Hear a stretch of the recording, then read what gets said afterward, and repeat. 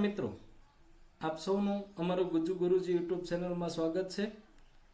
આજના વિડીયોમાં આપણે વિદ્યા સહાયક ભરતી 2024 અંતર્ગત જે ફોર્મ ભરાણા હતા તેનો ધોરણ 1 થી 5 ગુજરાતી માધ્યમનો પ્રથમ તબક્કાના કોલ લેટર જનરેટ થઈ ચૂક્યા છે।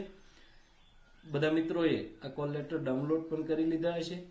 અમુક મિત્રોના કોલ લેટરમાં એક્સેસ કેન્ડિડેટ અથવા વેઇટિંગ કેન્ડિડેટ જેને કહેવાય છે તેવું લખેલું હશે। તો આવો જોઈએ કેટલીક કોલ લેટરની વિગત વિશે આજે વાત કરીએ। તો ઘણા મિત્રોના કોલ લેટરમાં આવું એક્સેસ કેન્ડિડેટ અથવા તો eligible four only reserve category આવું લખેલું આવતું હોય છે। તો આ બંને સૂચના છે એ વિગતે જોઈએ તો 5 નંબરની સૂચના આપેલી જ છે અહીં કે ઊંચા મેરિટવાળા ઉમેદવારો ગેરહાજર હશે તો જ એક્સેસ કેન્ડિડેટ એટલે કે ખાલી જગ્યા કરતાં વધારાના બોલાવેલા જે છે તેને જિલ્લા પસંદગીની તક આપવામાં આવશે। એટલે કે કોઈ પણ વિષય અથવા તો ઉદાહરણ તરીકે જોઈએ તો 50 જગ્યા ઉપર વધારાના 10 જેટલા કેન્ડિડેટ એટલે કે 60 જેટલા ઉમેદવારોને બોલાવવામાં આવ્યા છે। જે ઉપરના 10 છે તેમને આગળના 50માંથી કોઈ ગેરહાજર રહે તો એમને જિલ્લા પસંદગીની તક આપવામાં આવશે।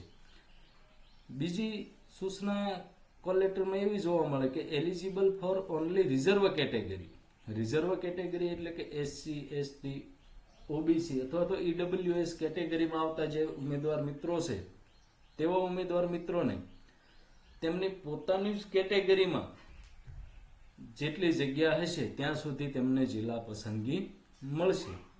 તેઓ ઓપનમાં છે એ જિલ્લા પસંદગી કરી શકશે નહીં। તો આ બે સૂચના ખાસ જોઈ લેવી। આ સૂચનાની વિગતે વાત કરીએ તો જે અન્ય માધ્યમના કોલ લેટર હતા પ્રથમ તબક્કો હતો તેમાં આવી સૂચના એક હતી કે અનામત જગ્યા ઉપર બિન અનામત ઉમેદવારોની જિલ્લા પસંદગી માટે શિક્ષણ વિભાગનો જે પત્ર છે 8/12/2015નો અને સામાન્ય વહીવટી વિભાગનો 16/3/1996નો જે ઠરાવ છે તેની જોગવાઈ કંઈક આવી હતી કે અનામત ઉમેદવારો ઉપલબ્ધ ન થતા હોય તેવા અનામત કેટેગરીની કન્વર્ટ કરેલી બિન અનામત જગ્યા ઉપર માનો કે એસટી એસસી કે ઓબીસીના ઉમેદવારો નામ પૂરતા થાય તો એને જગ્યા ફરીથી પાછી બિન અનામત તરીકે ઓપન તરીકે કન્વર્ટ કરવામાં આવશે। અને આ જગ્યા ઉપર ઉંમર અને શૈક્ષણિક ગુણમાં છૂટછાટ મેળવેલી ન હોય તેવા અનામત કેટેગરીના ઉમેદવારોને બોલાવેલા છે। કન્વર્ટ કરેલી જગ્યાના કોલમમાં દર્શાવેલ ઉમેદવારો સિવાય એસસી એસટી કે એસસીબીસી કેટેગરીના ઉમેદવારો કે જેઓએ ઉંમર અને શૈક્ષણિક ગુણમાં છૂટછાટ મેળવેલ છે તેવા ઉમેદવારોને જિલ્લા પસંદગી આપવામાં આવશે નહીં। મિત્રો, વિદ્યા સહાયક ભરતી સંબંધી આવી માહિતી માટે અમારી ચેનલને સબસ્ક્રાઇબ કરી રાખો અને આપેલ નંબર ઉપર વોટ્સઅપ ગ્રુપમાં જોડાવા માટે હાઈનો મેસેજ કરો। વયમર્યાદા અને છૂટછાટ સંબંધી વાત કરીએ વિગતે તો પ્રાથમિક શાળા એટલે કે ધોરણ 1 થી 5 માટે લઘુત્તમ વયમર્યાદા 18 વર્ષ અને મહત્તમ વયમર્યાદા 33 વર્ષ 33 વર્ષ સુધી છે એ તમે ફોર્મ ભરી શકો છો। અને ઉચ્ચતર પ્રાથમિક શાળામાં એટલે કે ધોરણ 6 થી 8 માટે લઘુત્તમ વયમર્યાદા 18 વર્ષ અને મહત્તમ વયમર્યાદા 35 વર્ષની નક્કી કરવામાં આવી છે। આ વયમર્યાદામાં કેટલીક છૂટછાટ આ મુજબ છે કે મૂળ ગુજરાતના હોય તેવા અનુસૂચિત જાતિ અને અનુસૂચિત જનજાતિ તેમજ સામાજિક શૈક્ષણિક પછાત વર્ગ અને આર્થિક રીતે નબળા વર્ગો ઈડબ્લ્યુએસ ના ઉમેદવારોના કિસ્સામાં આજે ઉપલી વયમર્યાદા છે 33 વર્ષ અને 35 વર્ષ તેમાં 5 વર્ષની છૂટછાટ આપવામાં આવે છે।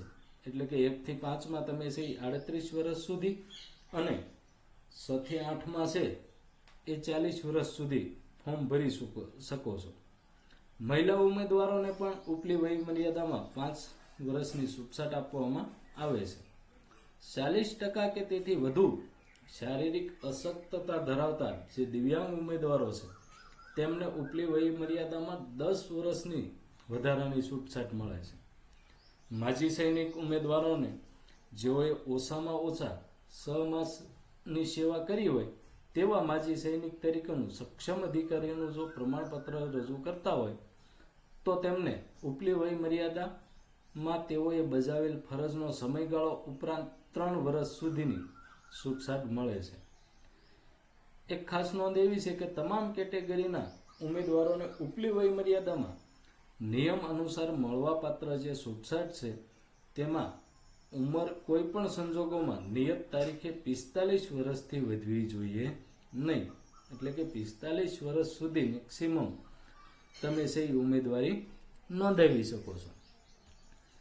ટેટ સંબંધી શૈક્ષણિક જે છૂટછાટ છે તેની વાત કરી લઈએ તો કે ગુજરાત ટેટ 1માં પરીક્ષામાં સામાન્ય શ્રેણીના ઉમેદવારો પાસ થતા હોય તેવા 50માંથી 60% એટલે કે 90 ગુણ મેળવવા જરૂરી છે. એસસી, એસટી, ઓબીસી કે પીએસ દૃષ્ટિહીન શ્રેણી માટે લાયકાતના ગુણ કરતાં 55% અથવા તો 150માંથી 82 ગુણ મેળવેલા હોવા જોઈએ.